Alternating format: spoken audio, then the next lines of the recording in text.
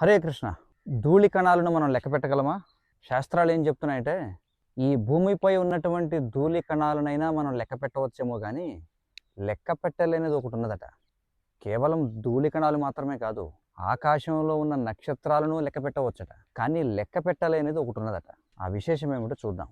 శ్రీమద్ భాగవతం 10వ స్కందం 14వ అధ్యాయం 7వ శ్లోకం. గుణాత్మనస్తేపి గుణాన్ విమాతుం హితావతీర్ణస్య క ఈశ్వరేస్య కాలేన యైర్వా విమితాస్సు కల్పైర్ భూపాంశవః ఖేమిహికాద్యుభాసః.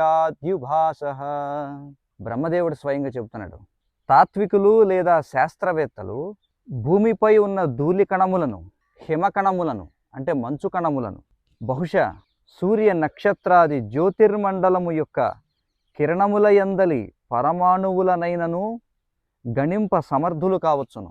ఆయన ఏమంటాడంటే, భూమిపై ఉన్నటువంటి ధూళి కణములనైనను లెక్క పెట్టవచ్చట, ఆకాశములో ఉన్న నక్షత్రాదులైనా లెక్క పెట్టవచ్చట, ఆకాశములో ఉన్న గ్రహతారకుల నుండి, సూర్య చంద్రుల నుండి వచ్చేటువంటి కిరణములలో ఉన్న కణములనైనను లెక్క పెట్టవచ్చట. కానీ సకల జీవుల లాభము కోసం భూమిపై అవతరించినటువంటి దేవదేవుడైన అంటే శ్రీకృష్ణ భగవానుని యొక్క అనంతమైన దివ్య గుణములను అలాంటి సమర్థులలో ఎవడు లెక్క పెట్టగలడు? ఇలాంటిదే మరొకటి శ్లోకం. శ్రీమద్ భాగవతం 11వ స్కందం 4వ అధ్యాయం 2వ శ్లోకం. శ్రీ ద్రుమిళ ఉవాచ యో వా అనంతస్య గుణాననంతాన్ అనుక్రమిష్యన్ సతు బాల బుద్ధిః రజాంసి భూమిర్గణయేత్ కథంచిత్ కాలేన నైవాఖిల శక్తిధామ్నః.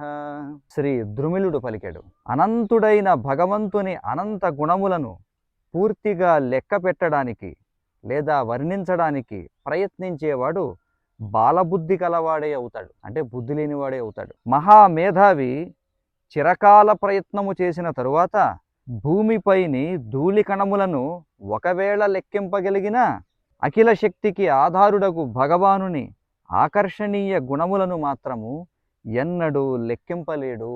అంటే ఈ భూమిపై ఉన్నటువంటి ధూళి కణములనైనా, ఆకాశములో ఉన్నటువంటి గ్రహ నక్షత్రాదులు, సూర్యుడు చంద్రుడు నక్షత్రముల నుండి వస్తున్నటువంటి కిరణములలో ఉన్న కణములనైనా లెక్క పెట్టవచ్చేమో ఏదో ఒక రోజుకి. కానీ ఆ అనంతమైనటువంటి శ్రీకృష్ణ భగవానుని యొక్క నామ రూప గుణలీలల యొక్క వైభవాన్ని మాత్రం ఎవరూ లెక్క పెట్టలేరు. మరి ఆ అనంతుడైనటువంటి భగవంతునితో మన జీవితాన్ని అనుసంధానం చేస్తే మనం కూడా అనంతమైనటువంటి ఆనందాన్ని అనుభవించగలుగుతాం.